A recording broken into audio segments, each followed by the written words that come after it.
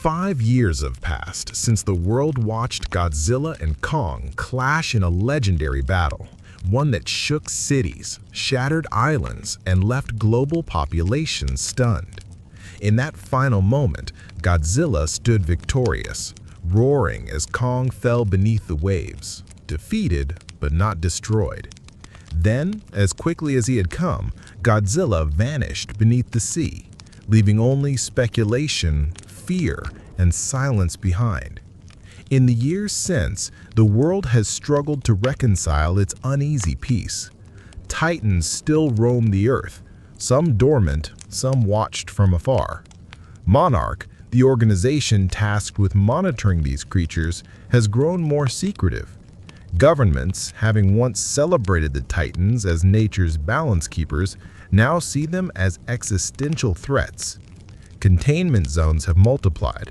New technologies have been developed to track Titan movements, predict disturbances, and, if needed, respond with force. But none of the Titans is under tighter observation than Kong. Kong now lives under the watch of Monarch scientists on Skull Island, or rather, what remains of it. The once untamed paradise has been transformed into a high-security containment facility. A massive dome now covers the island's perimeter, a shimmering wall of synthetic energy projecting a false sky and climate-controlled atmosphere. Inside, it mimics the island's original jungle environment, down to the rainfall and wildlife. To most, it might seem peaceful, but to Kong, it is a prison. No matter how realistic the simulations, Kong senses the lie. The artificial sun doesn't warm the skin the same way. The birds sing the same songs, but their patterns loop with mathematical precision. The trees sway, but the wind never changes. Something about the dome makes the air feel stale. His instincts scream that he is being watched, controlled. Kong has grown in size and strength since his last battle. He now towers higher than ever, with hardened muscles, a weathered face, and intelligence that has evolved in astonishing ways. But it's not just his physical growth that alarms the Monarch scientists. It's his increasing agitation. He wakes most mornings at dawn, pacing the artificial rivers and cliffs, pounding the ground in frustration.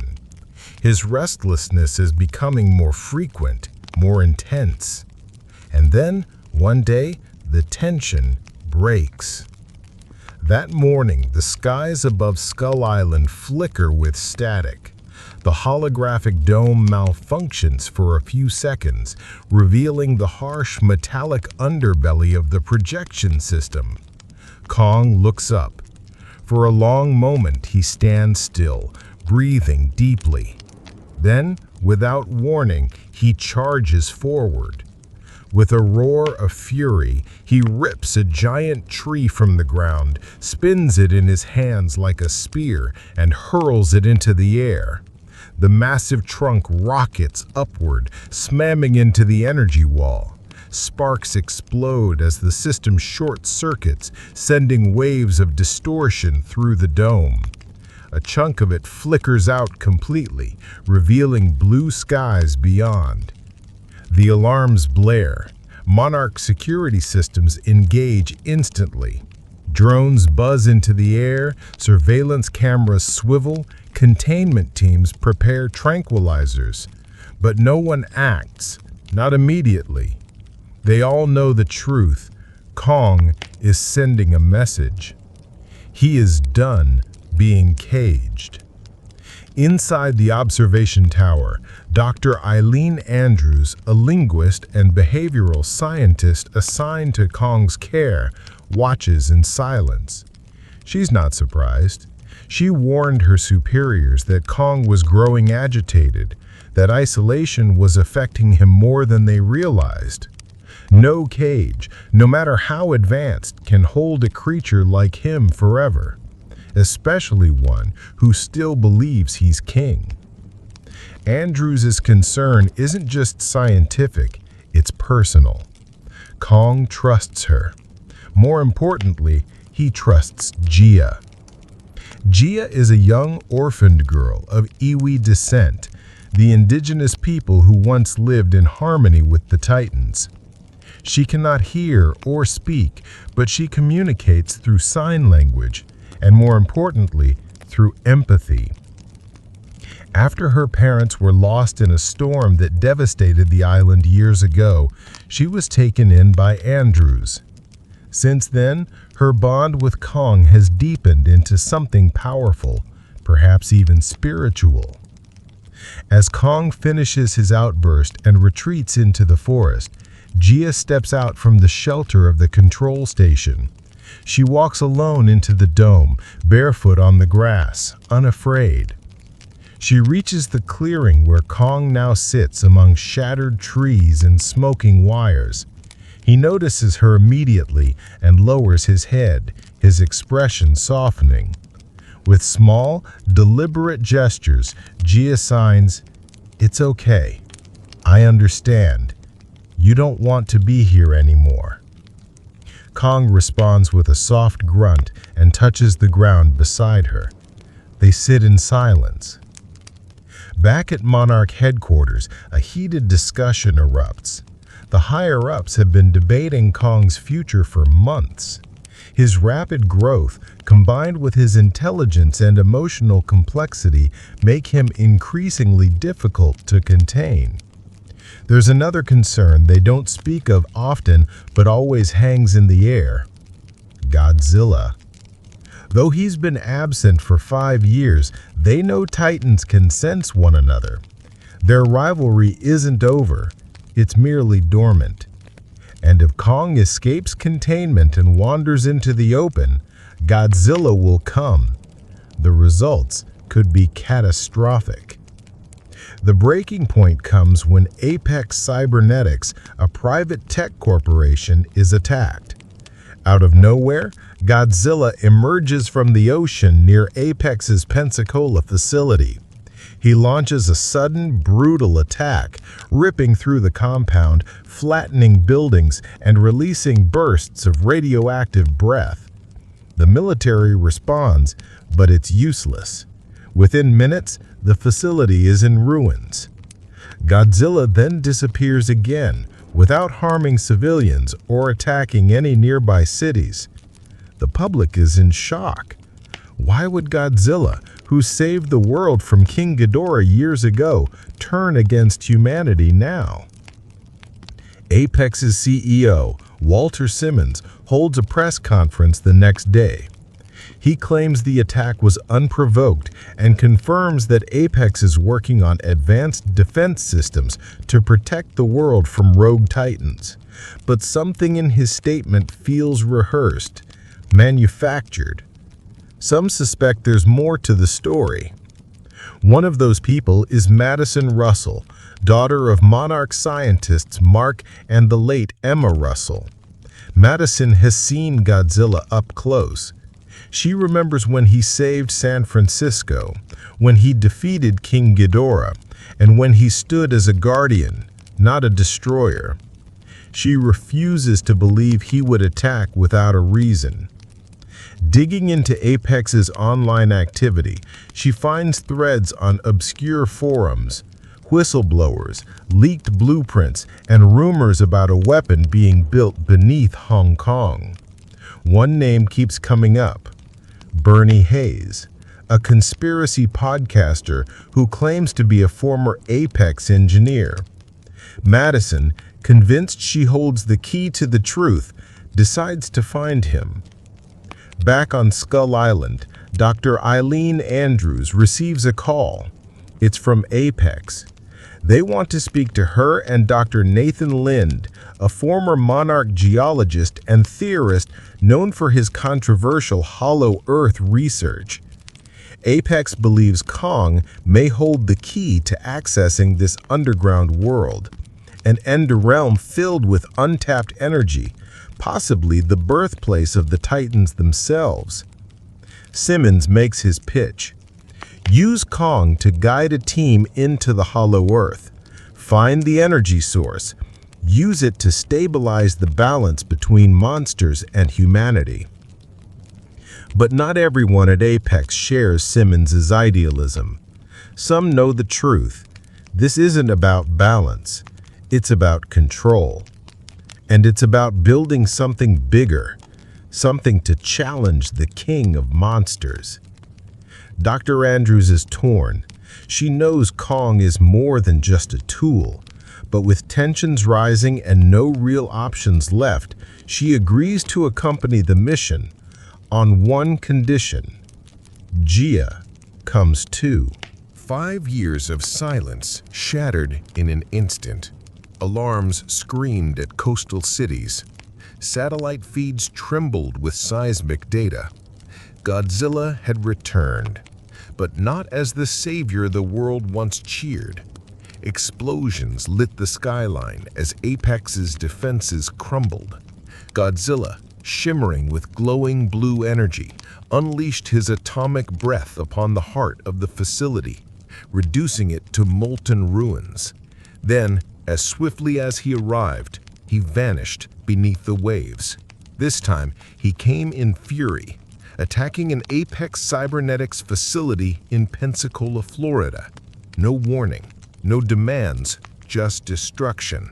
The once revered Titan tore through the complex with relentless rage, sending humans scattering like ants.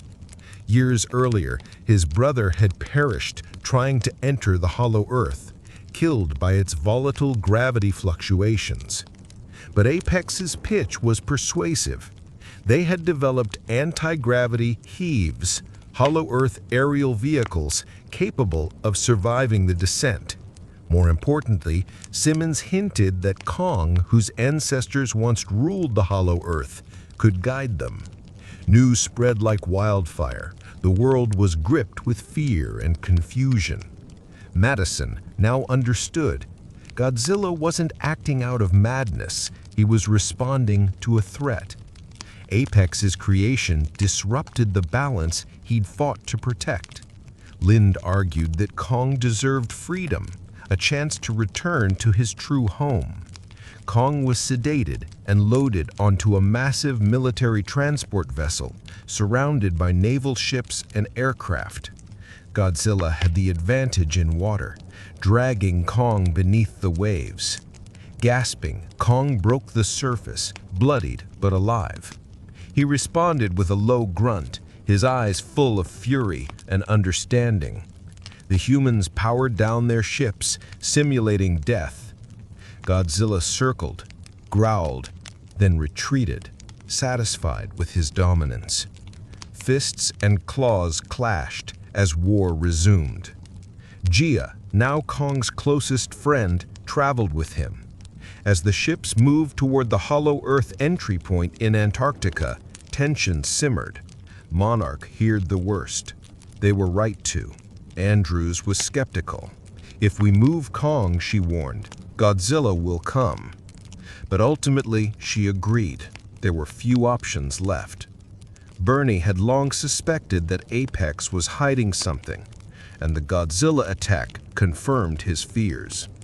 With Madison and her friend Josh in tow, the unlikely trio broke into a hidden Apex lab and uncovered a terrifying secret. Apex was building a mechanical Titan. But it wasn't weather. It was him, Mechagodzilla.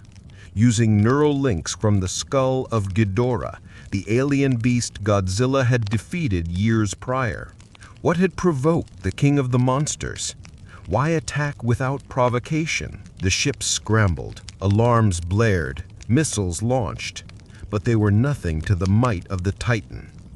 Godzilla charged toward Kong's transport vessel.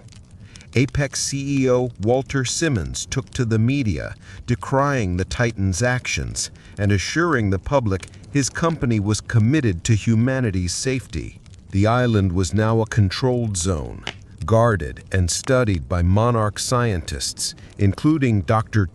Nathan Lind, a former Monarch scientist turned Hollow Earth theorist, was approached by Apex with a proposition: lead an expedition to the Hollow Earth, a mythical, energy-rich world buried beneath the planet's crust. Simmons believed a unique power source from this realm could end the Titan threat once and for all. Eileen Andrews and her adopted daughter Gia, a deaf Iwi girl who shared a special bond with the great ape. Kong had grown in size and strength over the years, but his restlessness hinted at something deeper, the call of a home long lost. But not everyone was convinced. Among the skeptics was Madison Russell, daughter of monarch scientist Mark Russell and a survivor of Godzilla's last rampage. She knew Godzilla, his motives, his instinctual drive to protect the natural order. This sudden aggression made no sense to her. Refusing to believe the narrative pushed by Apex, she began digging for answers. Meanwhile, Kong remained confined on Skull Island, housed within a vast biodome designed to mimic his natural habitat. As Godzilla's attacks intensified across the globe, Monarch faced mounting pressure. Dr. Lind was hesitant. To convince Dr. Lind, Apex arranged a meeting with Dr. Andrews. Preparations began. Madison, meanwhile, tracked a mysterious conspiracy theorist named Bernie Hayes, who worked as a technician inside Apex. This mechanical beast, Bernie revealed, was intended to replace Godzilla, but it was unstable. The neural link was too powerful. As Madison and her friends dug deeper into Apex's operations, Kong's convoy encountered a storm at sea. Godzilla. The sea parted in explosive fury as Godzilla surged from the depths, his dorsal fins slicing the ocean like blades. Chained and disoriented, Kong roared in fury. The crew, desperate to save themselves, released him. The Titans collided in the open sea. Kong nearly drowned before being aided by the human crew, who bombarded Godzilla with depth charges, buying precious moments. Bruised and battered, Kong lay on the deck, breathing heavily. Gia approached him and signed to him. The journey to Hollow Earth had just begun, but war had already been declared. Godzilla's sudden return stunned the world. The moment he rose from the depths, cities were cast into chaos. Sirens screamed through the streets as the mighty Titan loomed above coastal skylines, his dorsal fins glowing an ominous blue. He unleashed a blast of nuclear energy that tore through an Apex cybernetics facility, reducing a once towering beacon of technological ambition to flaming rubble. People fled in terror. Emergency broadcasts tried in vain to explain the unexplainable. Why had Godzilla turned on humanity? At Monarch, confusion reigned.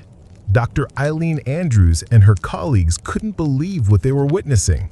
Godzilla had once been a protector, a stabilizing force in the ecosystem. His aggression now seemed personal, targeted. One by one, Apex facilities fell. All signs pointed toward a calculated assault. Meanwhile, deep within the jungle-covered biome on Skull Island, Kong was waking from a deep slumber. The artificial sky above the containment dome flickered and pulsed as the energy grid struggled under pressure. He stretched his limbs, now even larger and stronger than 5 years before, and lumbered toward the lake. A young girl, Gia, waited by the water's edge.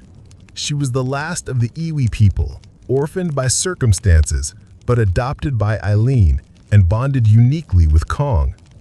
Gia was deaf, but her heart spoke volumes. She communicated with Kong in sign language, an unthinkable breakthrough for Monarch researchers. No one else had earned his trust. No one else calmed his temper. But now, Gia felt his agitation. He looked to the skies. He grunted at the walls. And finally, in a display of frustration, he hurled a tree skyward, piercing the digital illusion of Skull Island and striking the dome's ceiling.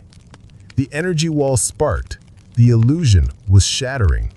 Eileen and her team knew they couldn't keep Kong contained much longer.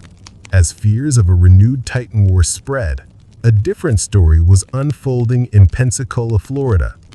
Bernie Hayes, a conspiracy podcaster and Apex technician, uncovered encrypted files revealing a secret Apex shipment bound for Hong Kong.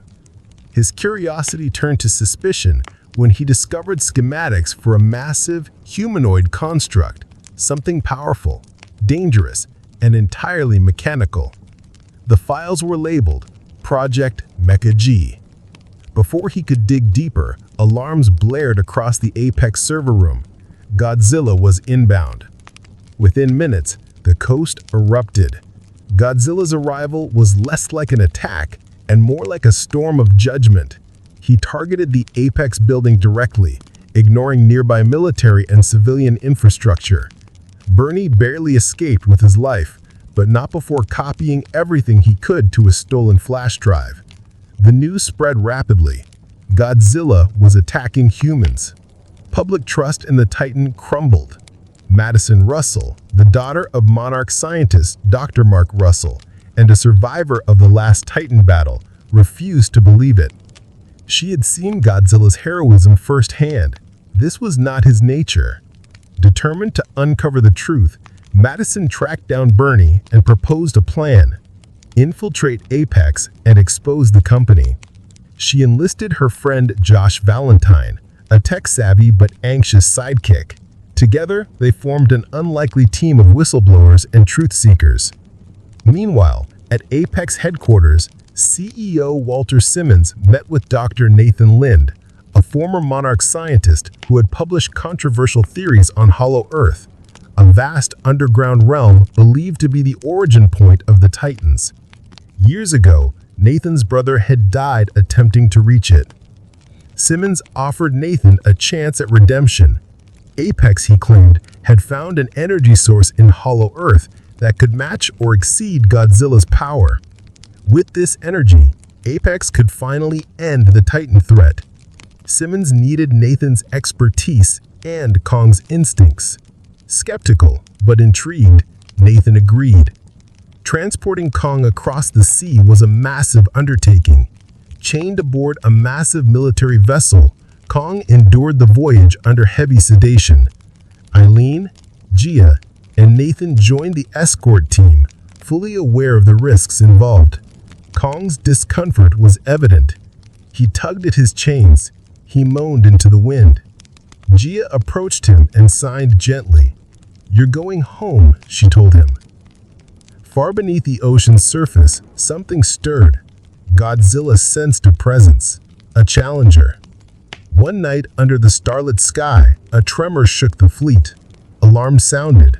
The crew scrambled to battle stations.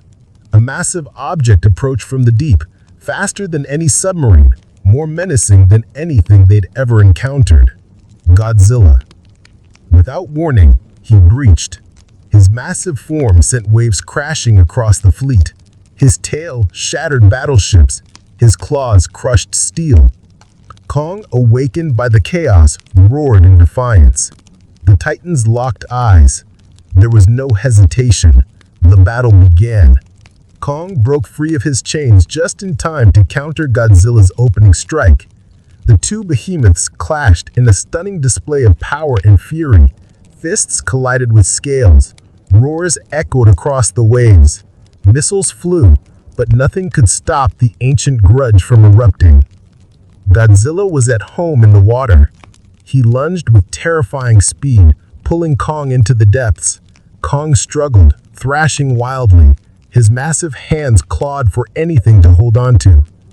The team aboard the ships watched in horror as bubbles and blood rose to the surface. "Help him," Eileen shouted. Nathan gave the order, "Deploy missiles, anything to distract Godzilla." Explosions rocked the ocean, forcing Godzilla to retreat. Kong emerged, gasping for air, weakened, but alive. But the damage had been done.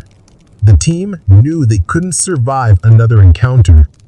Eileen suggested a desperate plan: shut down all systems and play dead. Let Godzilla think the fleet had been destroyed. They powered down everything. Godzilla circled. His glowing eyes surveyed the silent drifting vessels. With a final guttural growl, he dove back into the depths. Kong collapsed, breathing heavily. The crew began triage efforts to stabilize him. They had survived, but the war had only just begun. Nathan, shaken, understood the gravity of what was coming. Hollow Earth might be their only hope. Meanwhile, Madison, Bernie, and Josh had broken into an Apex outpost. Beneath the facade of innovation and industry, they found something terrifying: massive holding bays, strange machinery, and the unmistakable remnants of a Titan's skull. Worse, they found something still living: skull crawlers. And behind sealed vaults, something even more horrifying. Project Mecha G was not just a theory, it was real. Kong was bruised, battered, but alive. After the brutal naval battle, the convoy limped toward Antarctica, the designated entry point to the Hollow Earth. Massive aircraft carriers, their decks scorched and flooded, barely held together.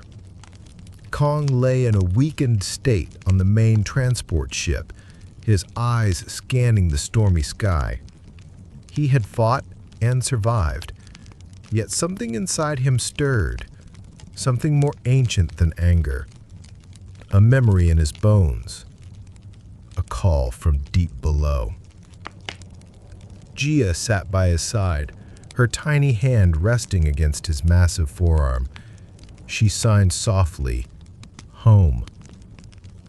The word lingered in Kong's mind. He didn't understand it in human terms, but he felt its meaning, a longing to return to something primal.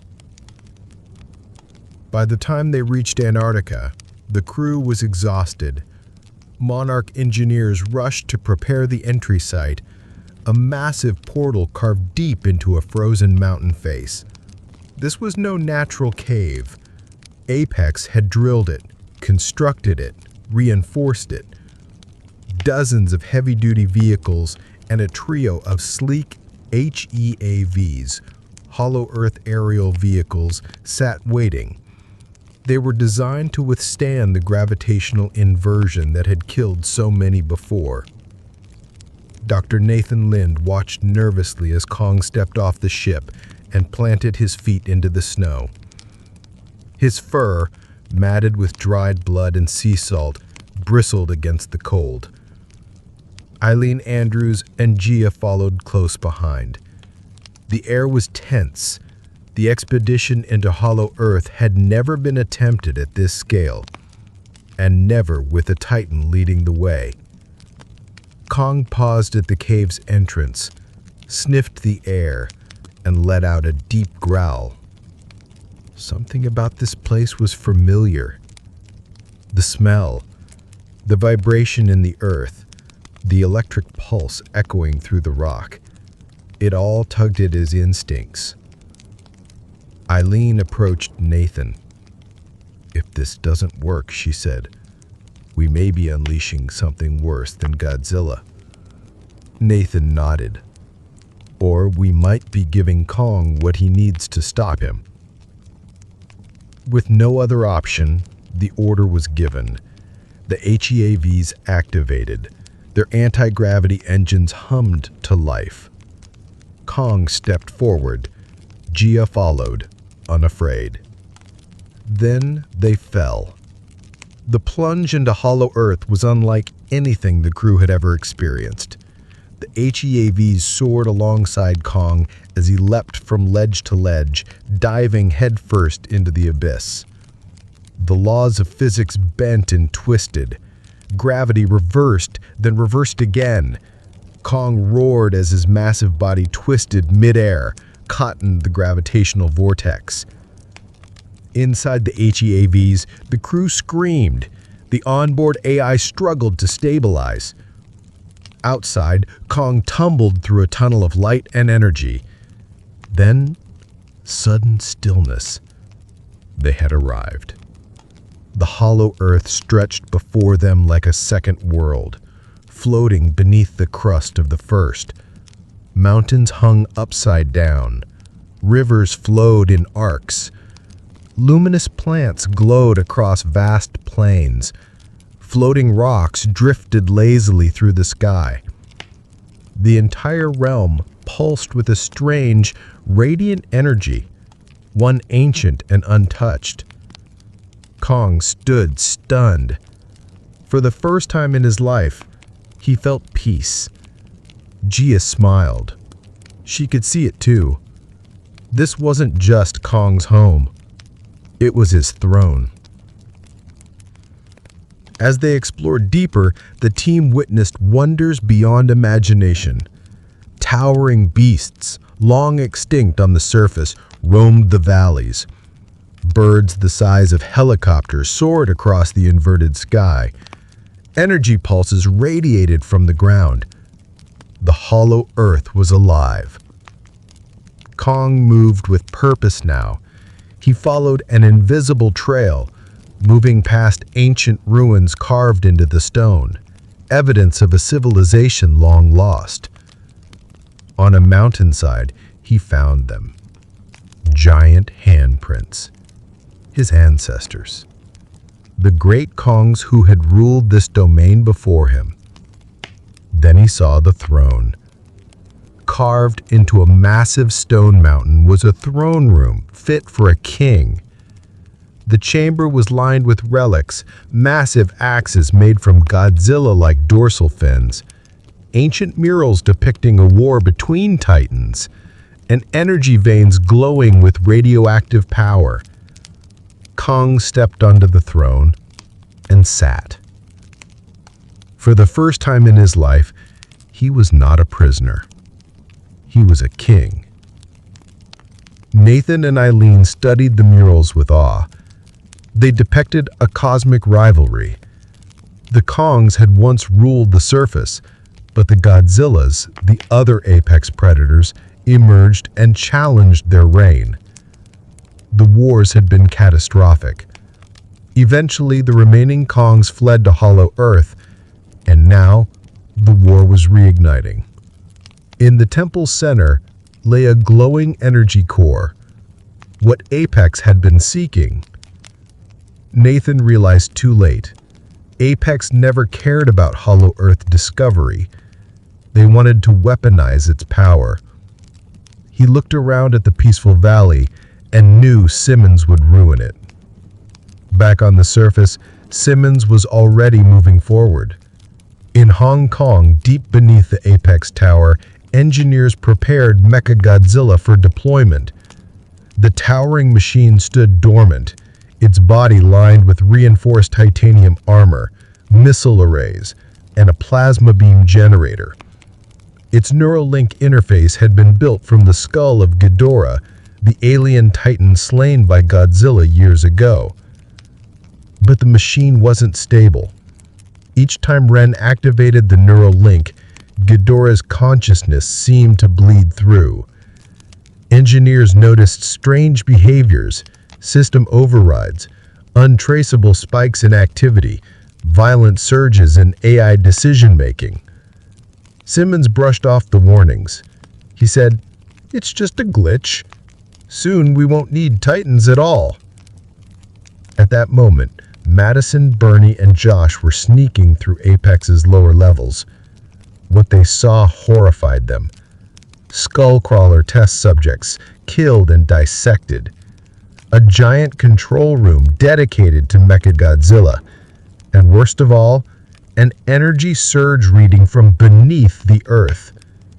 Apex had tapped into the Hollow Earth.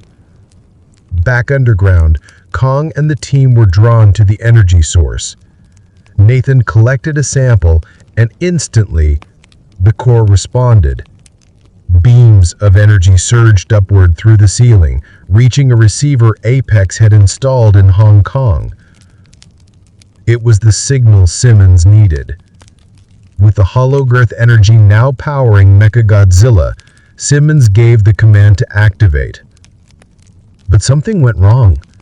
Mechagodzilla's eyes turned red. Its limbs moved before commands were issued. Ren tried to sever the neural link, but it was too late. Ghidorah was awake, and he had found a new body. Mechagodzilla roared. In the hollow earth, Kong felt the tremor, the pulse, the roar of something unnatural.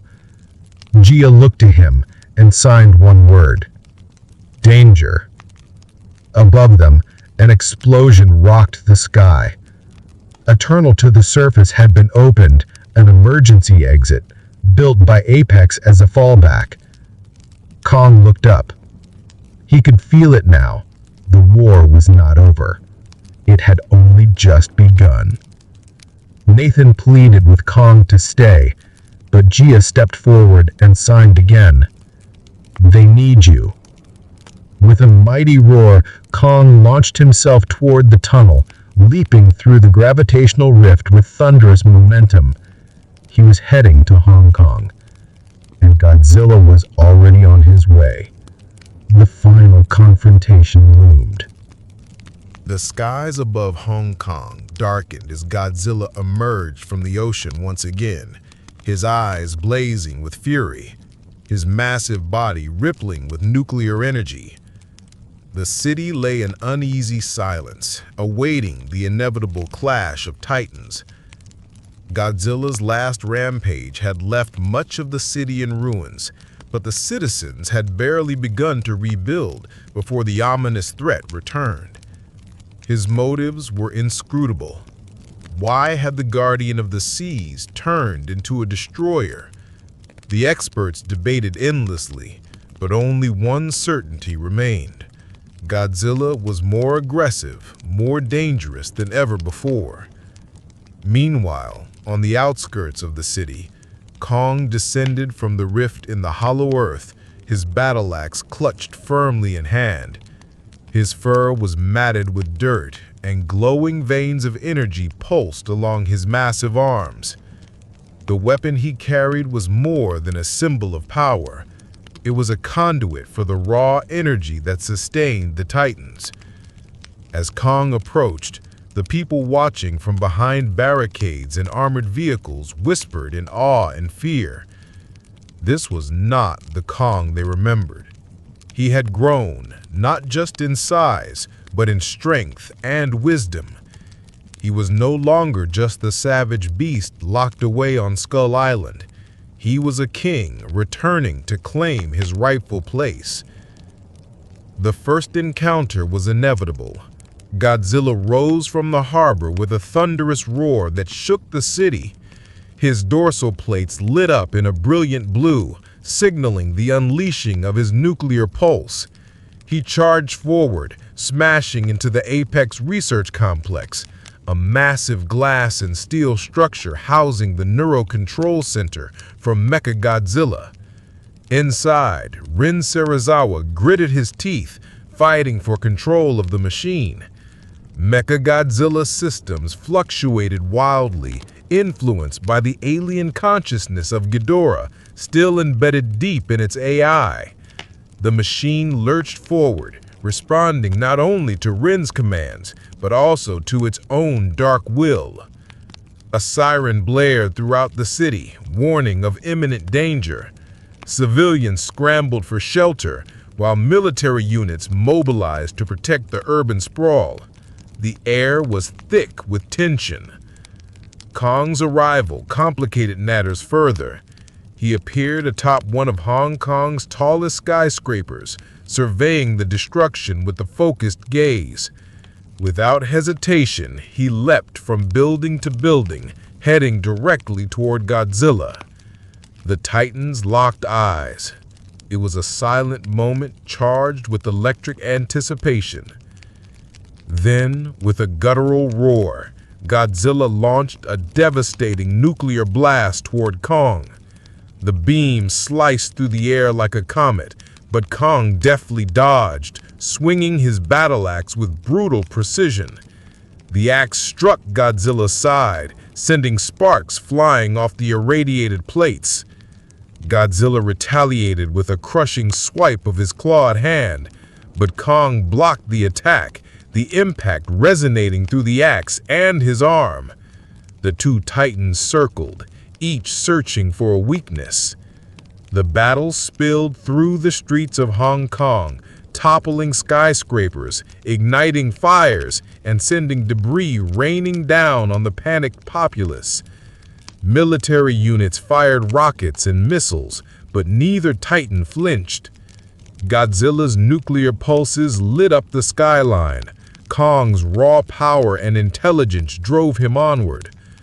Amid the chaos, Madison and her friends navigated the wreckage, desperately trying to reach the Apex facility to shut down Mechagodzilla's neural link system. They knew that unless the machine was disabled, the city and possibly the world would be lost.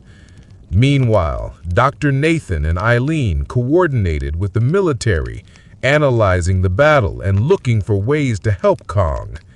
They realized that Kong's battle axe could channel the energy from Hollow Earth, but it needed to be fully charged.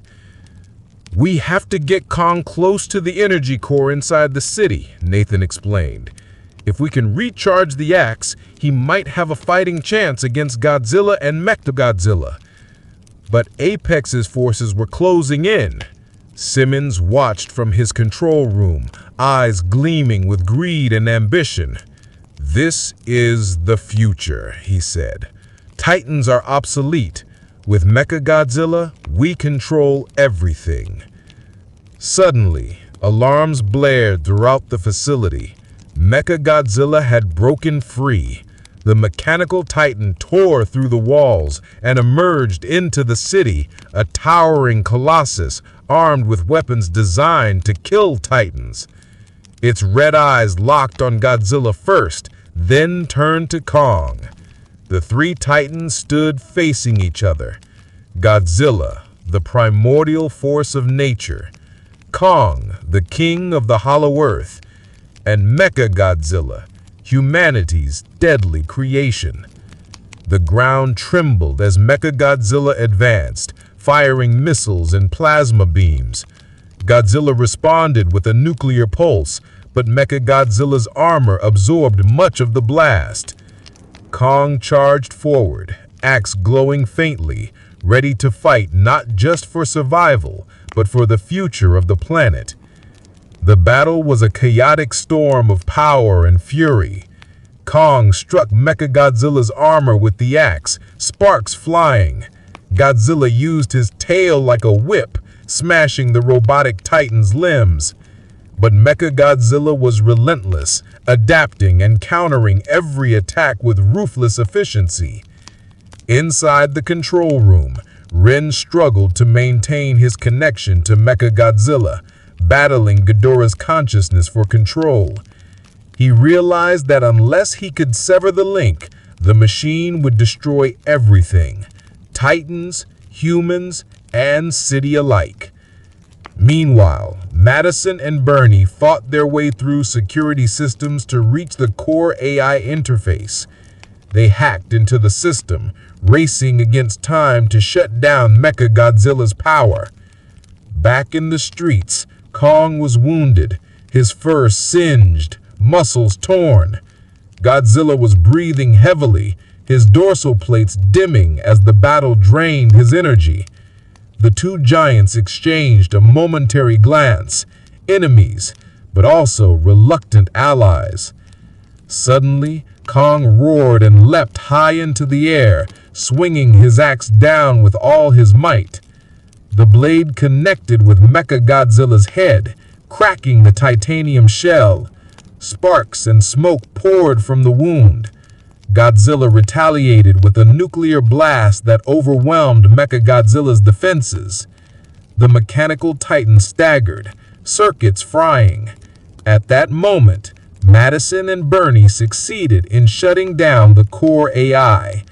Mechagodzilla's systems powered down, and with a final groan of metal, the machine collapsed to the ground, defeated.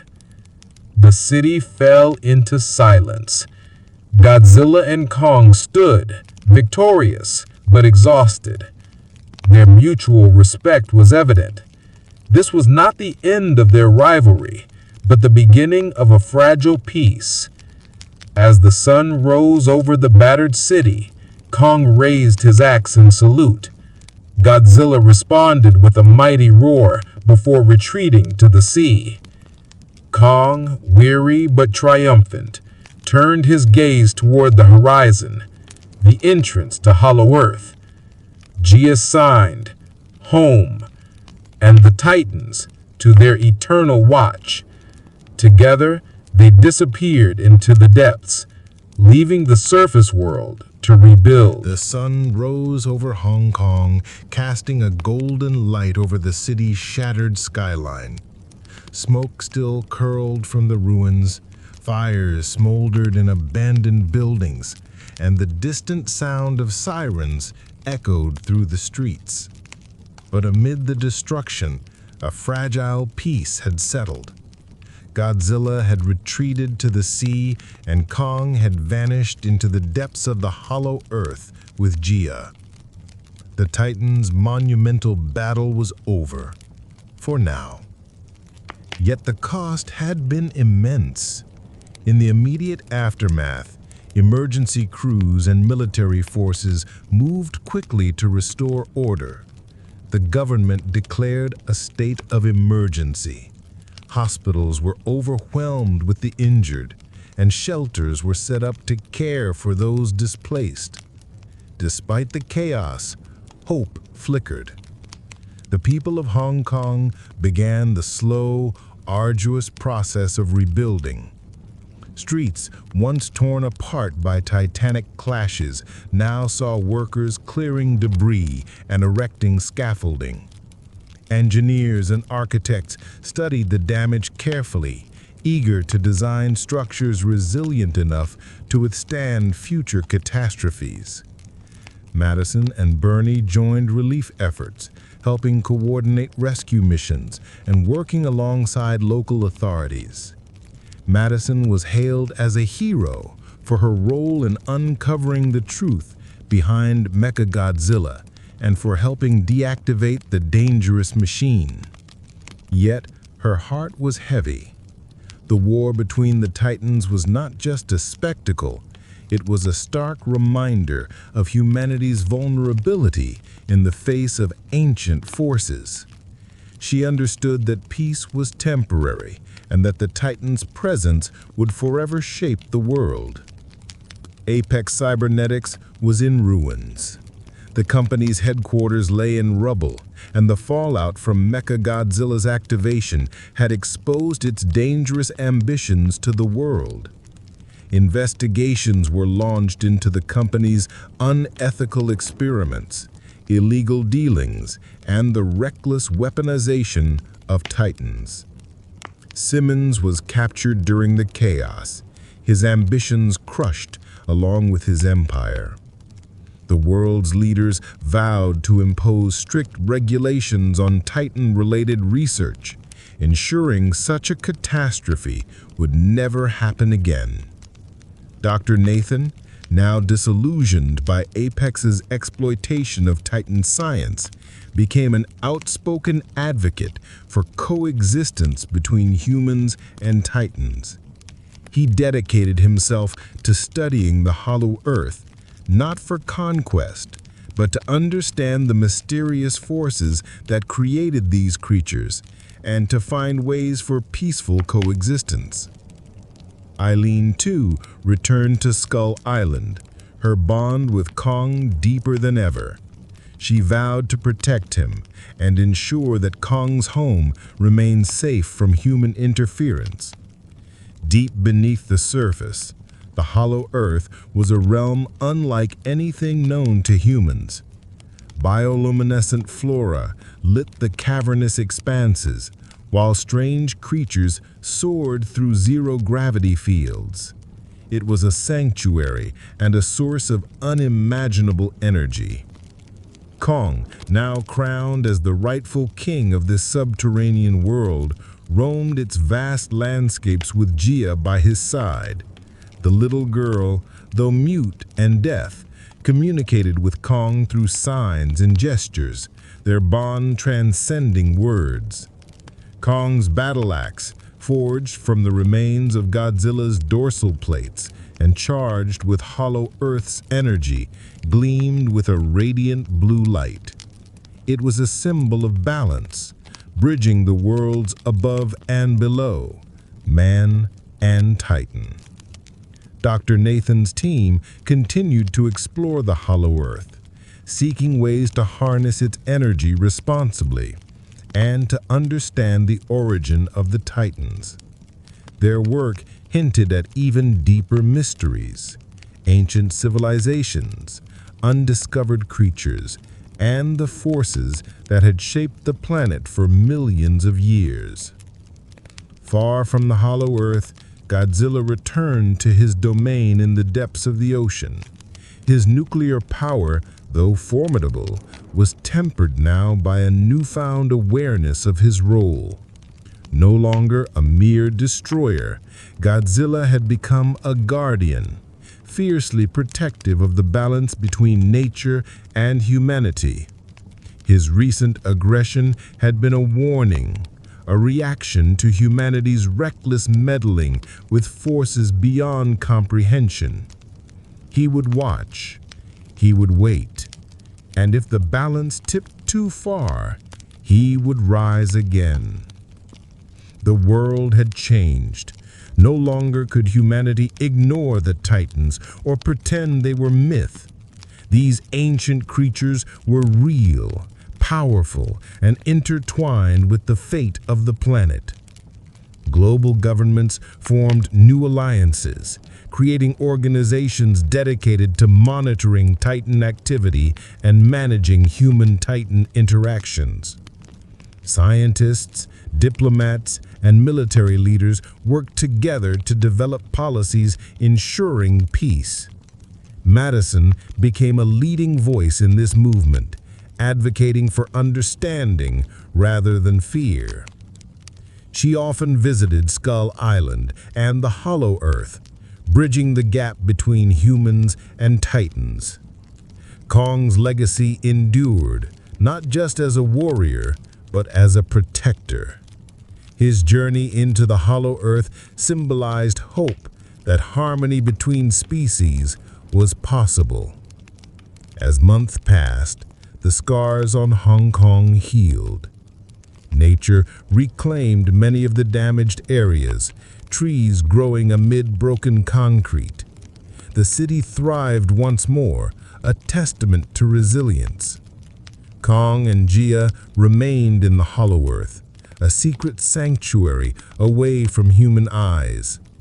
Their bond was unbreakable, a reminder that even in a world of chaos, friendship and loyalty could flourish. Godzilla's roars echoed from the depths of the ocean, sometimes distant, sometimes close, reminding all that the Ting of the monsters was always watching. The balance had been restored, but the world was forever changed. One evening, Madison sat on a cliff overlooking the ocean, the setting sun painting the sky in hues of orange and purple. She held a small pendant, a gift from Jia, shaped like Kong's battle axe. Her thoughts drifted to the Titans, the battles, the sacrifices. She knew the story was far from over, but for now, peace reigned. The Titans had fought, clashed, and finally understood that they were not enemies, but part of a greater whole. And as long as there were heroes, human and Titan alike, hope would endure.